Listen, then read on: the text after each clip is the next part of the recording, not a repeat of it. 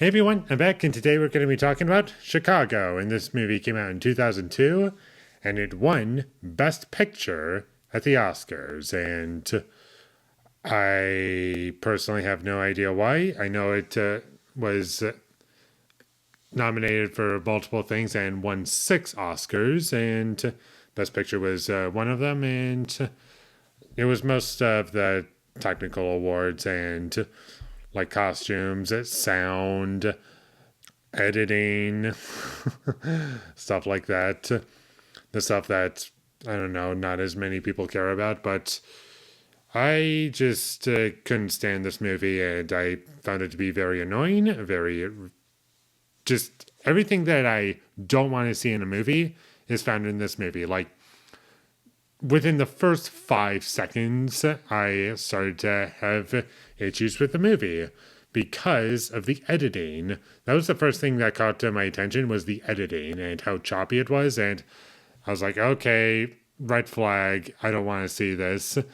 And then the movie goes along and it just gets worse and worse from there. And before we move on, I just want to mention that this movie won an Oscar for Best Editing.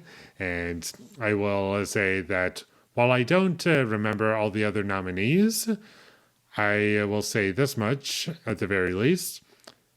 Would not be my pick at all because it definitely had the most editing probably out of all of these. And also, on top of that, it also kind of shows that the Oscars have not learned anything in the past, I don't know, 25 years, because they always give those types of awards to the most editing in a film.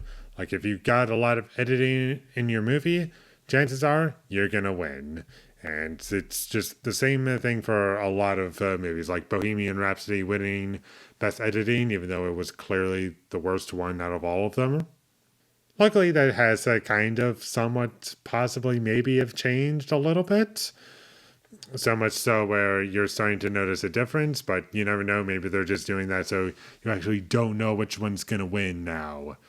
And they're just doing that to switch things up, but that's just my theory. Maybe there's hope, maybe there's not. Anyways, either way, for a long time, this was a huge issue, and my issues don't stop there. Luckily, it wasn't so bad throughout the entire film that it gave me a headache, but I was just really bored throughout this movie. It was really difficult for me to care about anything in this movie.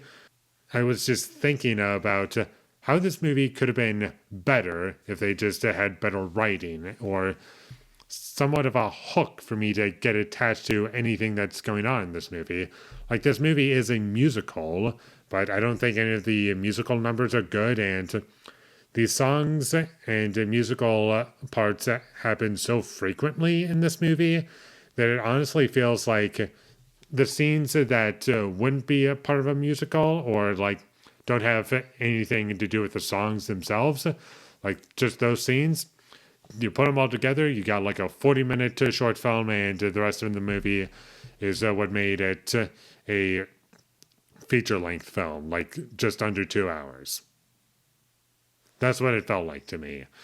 And I did look it up. Apparently, the musical numbers take up 45 to 50 minutes of the movie. I'm not sure what the record is, but I did some research into that a little bit, and really depends on the runtime in terms of how much that's going to bug me. Like, I believe The Sound of Music was roughly the same thing. I could be wrong about that, but at least The Sound of Music, those musical numbers were a bit more spread out because it had a longer runtime. Like, that movie's almost 3 hours long, and it feels as though the songs have more time to breathe. I also wasn't really a fan of the way this movie was shot. There was just too many close shots to where I couldn't make out the location, and I just wanted to see everything better, but I never got a nice looking shot in this movie. The performances in this movie, they were never above fine to me. Like, even detached from this movie, like these actors, Renee Zellweger, like, I've never seen her in anything that I was like blown away by her performance. She was in some stuff that I enjoyed for sure, but Would I say that I've seen her in a great movie? No.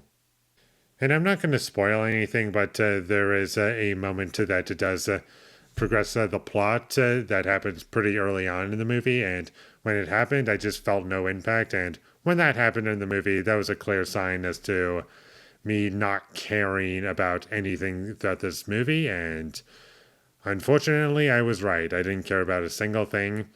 I kind of somewhat liked some of the ideas that it was trying to get at with some of these songs, but it didn't really feel as though it was in service of anything. The only thing that I kind of liked was the dancing. That was kind of entertaining to watch. But aside from that, I didn't take away anything else. So this movie is a musical. This movie mostly takes place in prison, and also sometimes we're in a court. We're in court, sorry. Does that not sound at all familiar to Joker Fully Adieu to anyone? Or is it just me? This movie was also very slow paced. I was getting very impatient with it very quickly. 30 minutes went by, like the first 30 minutes of this movie went by, and I was like, okay, I have to do something, and I decided to pause the movie to see how far am I into this movie, and it was only 30 minutes, and it felt like an hour. And it always felt like that the entire movie.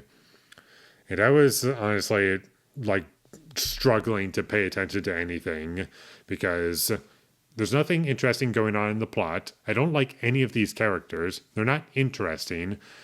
They're either just walking cliches that we've seen done in other movies that are probably just as bad or in the same ballpark, or they're just flat, bland, boring characters that have no character. Like, how are you supposed to bring a character to life when there's nothing to the character that you're playing? Like, it's really difficult for me to blame these actors because sometimes, if not more often than not, they have nothing to do or nothing to work with. There was nothing authentic about this movie. It just all felt phony and fake, and it could work if you went in one of two directions. Either A, have a very serious movie and actually commit to the seriousness of the situation and not to have it be so cheesy, or B, have it more fantastical and just go all out, to go crazy with it. Like, be as crazy as some of these musical numbers that you're showing me. Like, just do that. But it just felt torn in between. I tried to mix the two, and it just doesn't work. It never once found the right tone. It always felt all over the place to me. I also kind of had a strange relationship with the music in this movie because I am a fan of jazz music. I do like it. But what I don't like about the movie is how it's used constantly throughout the film. Like, towards the beginning, I was like, okay, I'm kind of enjoying this because it's the type of music that I kind of like. Later on in the movie, like in the middle of the movie, okay, this is getting overused, but I'm all right with this. I can be like, yeah, it was good music, but just overused. By the end of the movie, I hated the music and I just couldn't stand it any longer because it was just so overly present to the point where it was dragging everything down, and that's all I could really focus on was the music, and how annoyed I was as to why it couldn't be more restrictive. A couple other movies that I thought of while watching this movie. The opening scene reminded me a little bit of Babylon. I was reminded of that for a little bit. Not entirely, just was kind of thinking about it a little bit, and honestly, I would much rather watch that over this. And now for the other movie that comes up in Oscars discussion, Crash. And everyone talks about how that was like the worst Best Picture winner ever. And for me personally, it was either that or The Greatest Show on Earth. And honestly, I think I would rather watch both of those movies over this because for two reasons. A, The Greatest Show on Earth at least has a couple things that I kind of like about it, and has one or two moments that are like okay and I can remember. And Crash, well, I don't like that movie and it is all over the place and a huge mess. At the very least, there are parts of it where I can say, yeah, it was kind of funny, like unintentionally funny, but still, I can remember it, and it's something that I can kind of remember.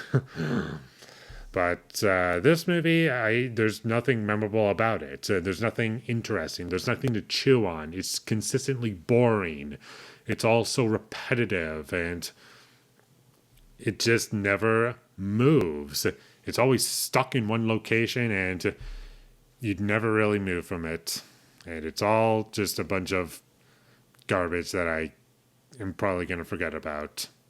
So skip this movie if you ever come across it. I hated it. Nothing really to it, and I never wish to see this movie again. And it's so far my least favorite movie that has won Best Picture at the Oscars. So with all that being said, I'm going to give Chicago a 1 out of 10. Kind of funny how I watched this, and I also decided to rewatch Pulp Fiction right before this. And I was like, wow, that is pretty much the antithesis of what this is. Like, just make it the exact opposite approach with every creative decision in this movie, and you'll probably have a pretty good movie. And also, before I end this, I should probably mention the other nominees for Best Picture, since this one. The other ones were The Hours, which I haven't seen yet. That's the only one out of the 5 Best Picture noms that I haven't seen yet as of recording this. But the other ones I have seen, those being The Pianist, The Lord of the Rings, The Two Towers, Gangs of New York. I almost forgot it for a second. So those 3, I would be happy if they won Best Picture. And while I haven't seen The Hours yet, they chose the worst one out of all of them. And I was honestly considering, like, yeah, it's probably a 3 or a 2 by the halfway point in this movie. Like, it never started out good, but I was like, okay, it's not like the worst movie I've ever seen. But by the end of it, I was like, well, it's worse now, so 1 out of 10. Thank you for watching my videos. As always, if you enjoyed this review, be sure to leave a like and comment down below you thought of Chicago, and my social media links, they will all be in the description, so follow me there. And last but not least, subscribe to be a part of Foley Nation, and I'll see you when I get my next review up, and that is going to be for a movie that I've seen before, and the only reason why I'm watching it is because I need something that I like. I need a good movie, and this is a safe bet, so we're going with this one. Jackass 3D, the third one from this collection. So look forward to that, but until I get that up, thank you for watching and have a great day.